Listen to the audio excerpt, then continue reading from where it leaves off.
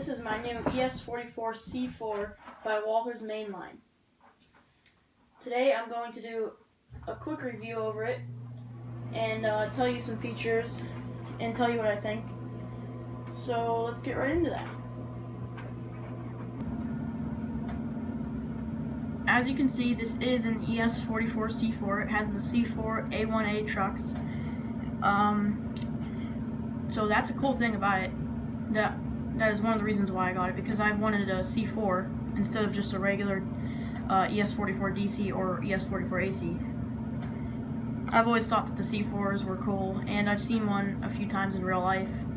So if you look back in a video from probably about a month ago or so, I saw a BNSF ES44C4 and then a UP C44AC trailing on a CSX train, or at least I think it was CSX. It might have been a BNSF trackage rights train, because my dad tells me that he sees BNSF trains all the time that go through there, and he said they might actually be BNSF trains.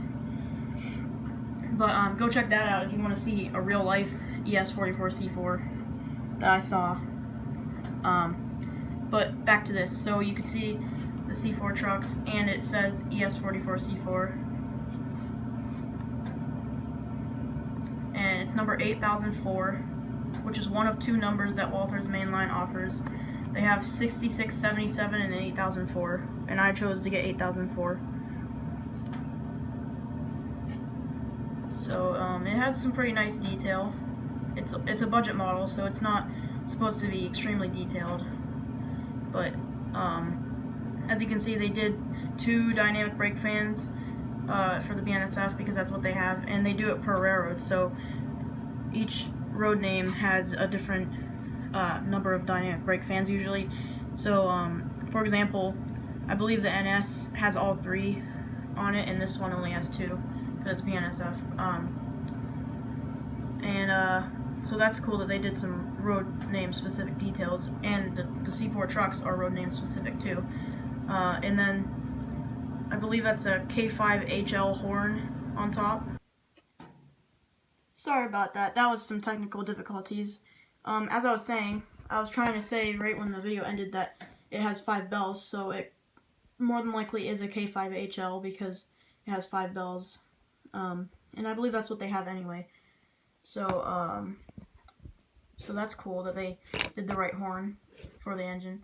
And so back here, we got the same detail on the trucks, the C4, and we have the radiator section with the 2 vents in the very back, and then the 1 vent a little forward. And so that's about all the detail for this side. And you can see the vent right here. I don't know exactly what those vents are for, but I know that most GE locomotives from the modern era at least have those, or like from the 1980s and all, have vents like that on the side. Like you can see on my other engines over here, they all have a vent, and some of them are bigger, but this one and my AC4400s have small vents.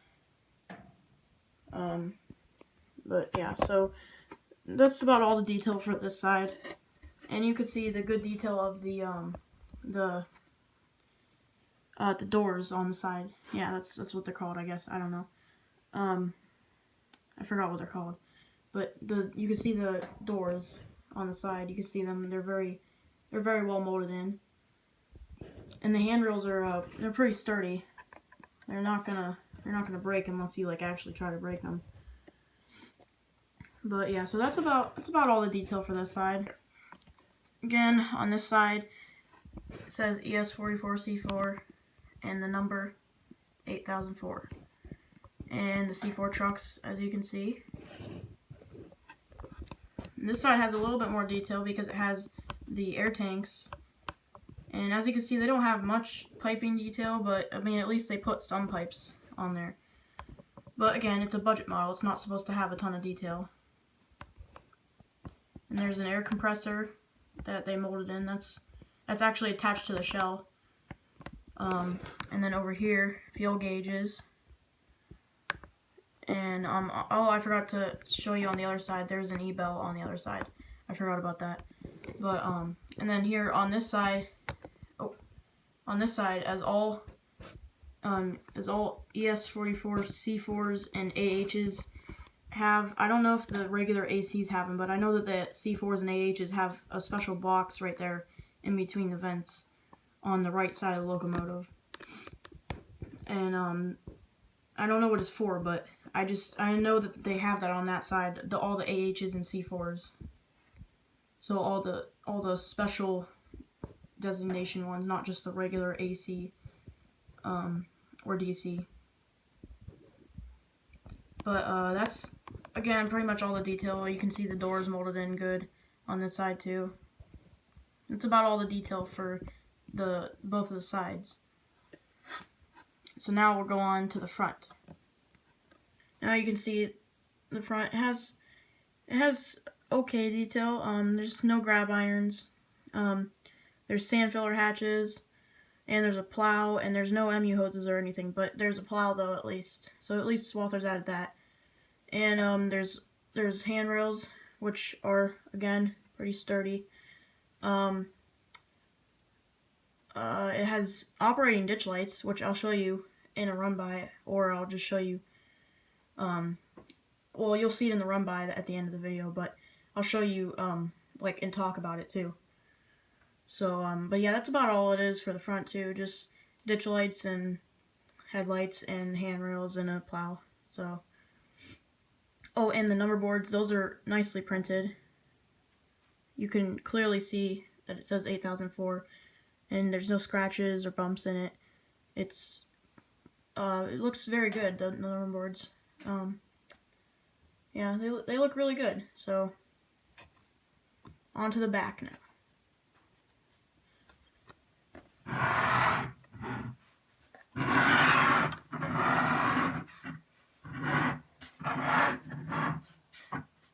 I've had this for probably 2 days now, about. I just haven't gotten around to making a video until now.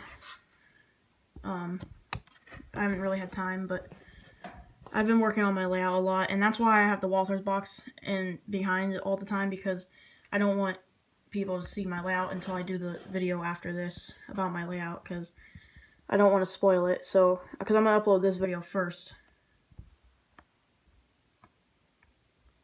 Alright, so as you can see on the back, the 8004 is written where the number boards would be, but I don't think GE locomotives have back number boards anymore at this point. So, unless they're up top, but BNSF doesn't put them up top on the radiator. And as you can see, the radiator comes off the back a little bit, which is with all Evolution Series locomotives. And, again, good handrails, pretty sturdy, not going to go anywhere. And, the paint on the handrails is really nice, too. The white paint on the edges, it looks good. So yeah, and the molded yellow, I mean, it looks okay, but the problem is that it's molded. So it's molded in yellow plastic, so it doesn't look like paint. It just kind of looks like slightly translucent if you look at it closely, but you won't really notice that on videos. Like, if I do a rail fanning video on my layout, you're not going to really notice the handrails. So that won't matter. And the back headlight, as you can see, is horizontal. It's a horizontal back headlight, which is prototypical. And you can see the sand filler hatch underneath it. And that's about it for the back. Again, no MU hoses or even a plow, but most of the time they don't have a plow on the back anyway.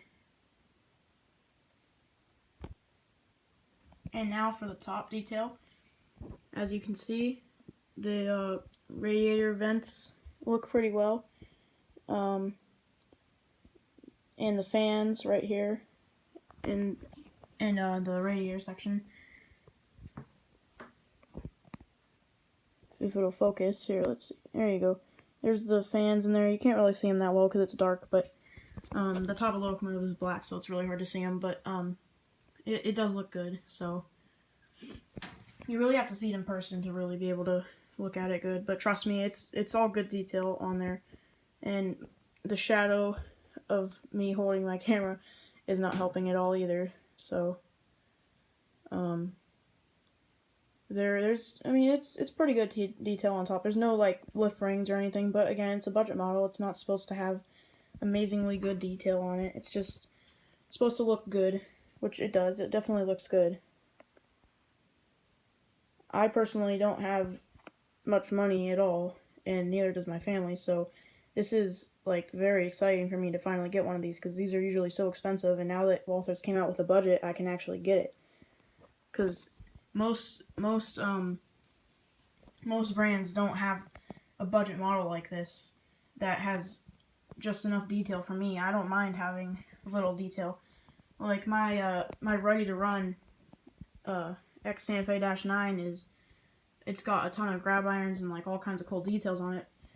But this one right here, I don't mind. It doesn't even have a plow, and I don't mind because I don't have money, so I'm not gonna go buy something that costs a bunch of money. And the only reason I got this one, the one that has a ton of detail, the ready to run one, is because I got these two together, and they were for like $70, so it was a steal. I got both of them, and then I got them and I weathered them and everything.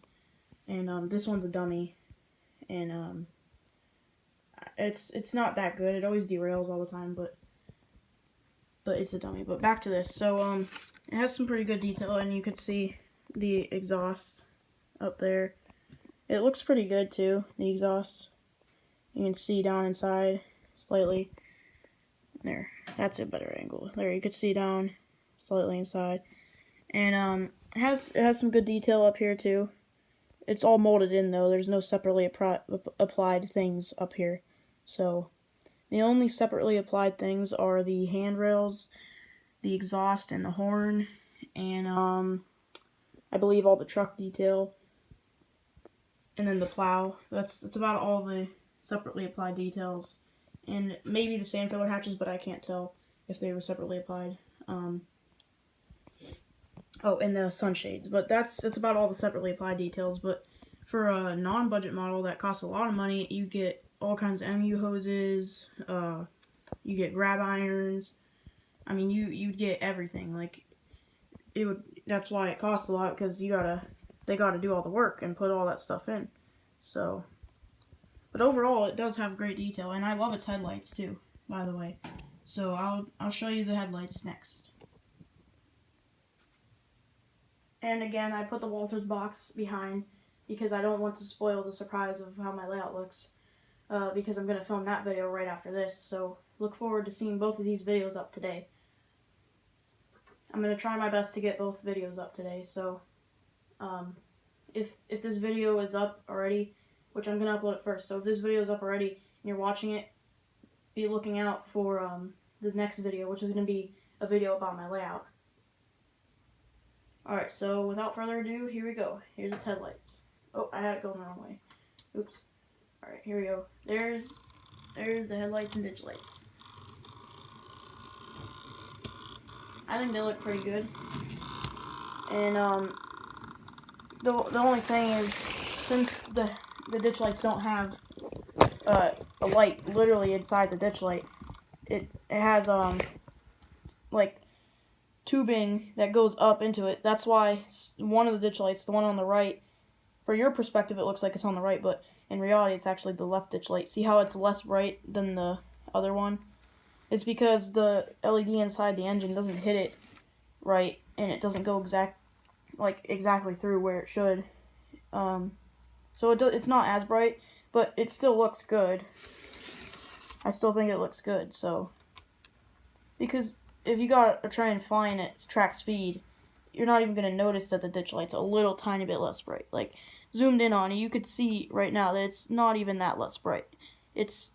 I mean, you can notice it, but it's not that noticeable. Like, right here is where you can really notice that it's less bright. But as soon as I turn up the lights, look, you can barely see that it's less bright. Especially from far away. There, see? That doesn't look like it's that less bright, so. But, again, there's no way to get it to be perfect, so. Still a good job on Walthers' part for at least getting it pretty good. So yeah, so there's the front headlights and ditch lights. So that looks good. And then I'll show you the back. The back headlight looks amazing. This back headlight looks awesome. And by the way, I think that Walthers got spot on with the color of their headlights. Their headlights look just like a real one. That's what I think, at least. So they got spot on with that. They got spot on. The color of their LEDs that they use is perfect. Oh yeah, one more thing I just wanted to mention real quick is that the run-by video I actually took yesterday, and I worked a lot on my layout yesterday, so the run-by video doesn't really show much, because yesterday is when I got most of the work done that I wanted to show in this video today. So that's why the run-by video doesn't look like there's much done on the layout.